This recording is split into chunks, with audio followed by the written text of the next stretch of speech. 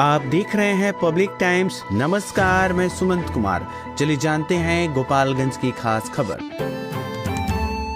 जिले के चनावे स्थित मंडल कारा में शुक्रवार की सुबह प्रशासन ने सख्ती का बड़ा संदेश दिया।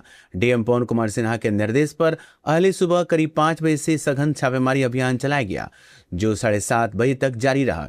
इस औचक कार्रवाई का नेतृत्व सदर एसडीओ अनिल कुमार ने किया, जिसके साथ सदर एसडीपीओ प्रांजल कुमार, यातायात डीएसपी सोमेश कुमार मिश्रा समेत कई वरीय पुलिस अधिकारी मौजूद रहे।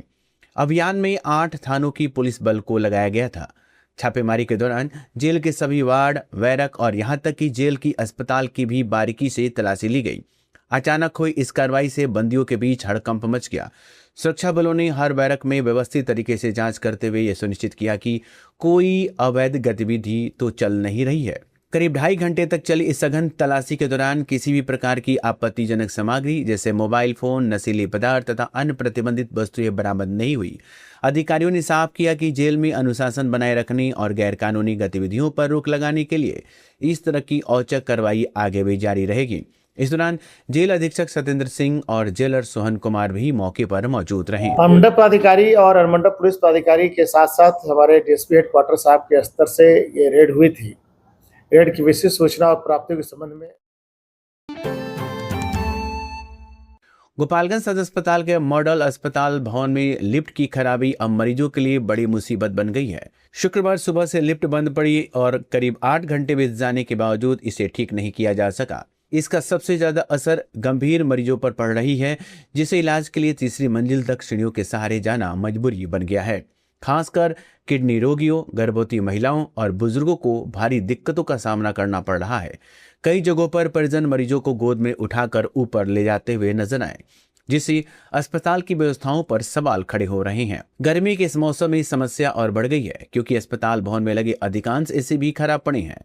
उमस और भीड़ के बीच मरीजों की हालत और खराब हो गई है। बताया जाता है कि भवन निर्माण के साथ ही 3 वर्षों तक मेंटेनेंस की जिम्मेदारी संबंधित कंपनी को सौंपी गई थी। इसके बावजूद लिफ्ट की नियमित देखरेख नहीं हो रही है।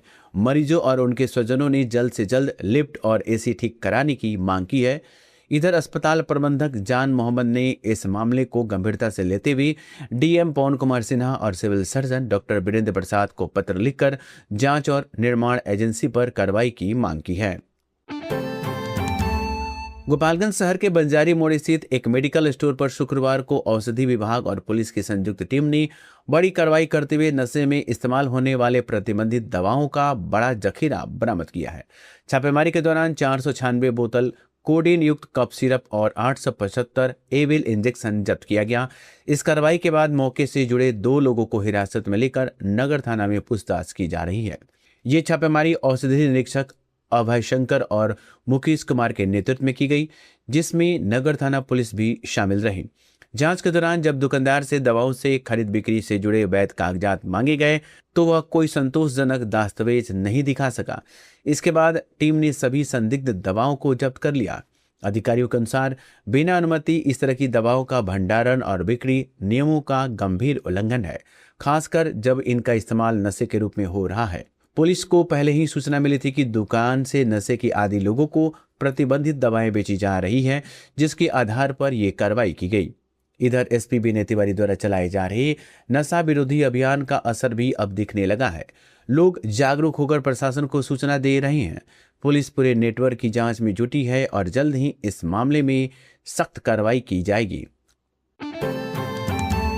जिले के जादूपुर थाना क्षेत्र से एक दर्दनाक घरेलू हिंसा का मामला सामने आया है, जहां पारिवारिक विवाद ने हिंसक रूप ले लिया। बाबू बिशुनपुर गांव में शुक्रवार को एक महिला को उसके ही ससुर ने लाठी डंडे से पीटकर गंभीर रूप से घायल कर दिया। हमले में महिला का सिर फट गया, जिसके बाद उसी आनंद फानन में सदर अस्पताल के इमरजेंसी वार्ड में भर्ती कराया गया, जहां उसका इलाज जारी है। घायल महिला की पहचान टुन्नी देवी के रूप में हुई है, जो अपने 2 बच्चों के साथ ससुराल में रह रही है। बताया जा रहा है करीब 1 वर्ष पहले घरेलू विवाद के कारण उसके पति घर छोड़कर चले गए थे और तब से वापस नहीं लौटे हैं। पति के जाने के बाद से ही महिला को ससुराल पक्ष द्वारा लगातार प्रताड़ित किया जा रहा था। अक्सर गाली गलौज और घर से निकालने की धमकी दी जाती रही है। शुक्रवार को विवाद अचानक बढ़ गया और ससुर ने लाठी डंडे से हमला कर दिया, जिससे महिला गंभीर रूप से घायल हो गई। स्थानीय लोगों की मदद से उसे अस्पताल पहुंचाया गया। सूचना मिलते ही पुलिस अस्पताल पहुंची और पीड़िता का बयान दर्ज कर लिया। पुलिस मामले की जांच कर आगे की कार्रवाई में जुट गई है।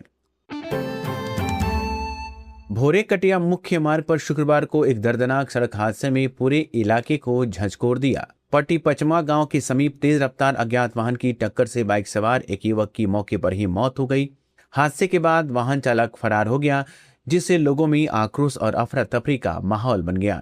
मृतक की पहचान कटिया थाना क्षेत्र के बैकुंठपुर गांव निवासी स्वर्गीय जोगेंद्र मिश्र के 40 वर्षीय पुत्र राजू मिश्र के रूप में हुई है। बताया जा रहा है कि राजू मिश्र किसी काम से कटिया गए थे और अपने गांव लौट रहे थे, तभी पीछे से आ रहे तेज रफ्तार वाहन ने उनकी बाइक को जोरदार टक्कर मार दी। टक्कर इतनी भीषण थी कि उन्हें संभलने का मौका तक नहीं मिला और मौके पर ही उनकी मौत हो गई। घटना की सूचना मिलते ही स्थानीय लोग और पुलिस मौके पर पहुंची।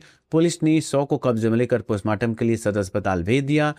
उधर जैसे ही यह खबर परिवार तक पहुंची, घर में कोहराम मच गया। मृतक की पत्नी प्रियंका देवी, 2 साल का बेटा मानस और 10 साल की बेटी आशी कुमारी का रो रो कर बुरा हाल है। राजू मिश्र परिवार के इकलौता कमाऊ सदस्य थे। ऐसे में उनकी मौत से परिवार पर दुखों का पहाड़ टूट पड़ा है। जिले में साइबर अपराधियों ने एक बार फिर नया जाल बिछाया है। इस बार निशाने पर खुद जिलाधिकारी पवन कुमार सिन्हा आ रहे हैं। अपराधियों ने डीएम के नाम से फर्जी फेसबुक अकाउंट बनाकर लोगों को फ्रेंड रिक्वेस्ट भेजना शुरू किया और फिर मैसेज के जरिए बातचीत कर ठगी की कोशिश की जा रही है। जैसे ही पूरे मामले की जानकारी डीएम तक पहुंची, उन्होंने तुरंत जिला संपर्क पदाधिकारी को प्राथमिकी दर्ज कराने का निर्देश दिया। ये पहला मामला नहीं है। इसके पहले भी पूर्व डीएम नवल किशोर चौधरी के नाम से फर्जी अकाउंट बनाकर लोगों को ठगने की कोशिश की जा चुकी है, जिस पर कार्रवाई भी हुई। बावजूद इसकी साइबर अपराधी लगातार नए तरीके अपनाकर लोगों को अपने जाल में फंसाने की कोशिश कर रहे हैं। डीएम पवन कुमार सिन्हा ने आम जनता से अपील की है कि उनके नाम से बने किसी भी फर्जी फेसबुक अकाउंट से आने वाले मैसेज का जवाब न दें और न ही किसी प्रकार की निजी जानकारी साझा करें। उन्होंने कहा कि ऐसे मामलों में सतर्कता ही सबसे बड़ी सुरक्षा है। प्रशासन ने भरोसा दिलाया कि प्राथमिकी के बाद पुलिस द्वारा कड़ी कार्रवाई की जाएगी। अकाउंट फर्जी बनाया गया है, उसके संबंध में हमने अपने जिला सूचना जनसंपर्क पदाधिकारी महोदय को इस आशय का आदेश दिया कि तत्काल इस पर रोक लगाए और एक प्राथमिकी दर्ज करने का भी निर्देश दिया है और इस पर तुरंत कार्रवाई की जा रही है।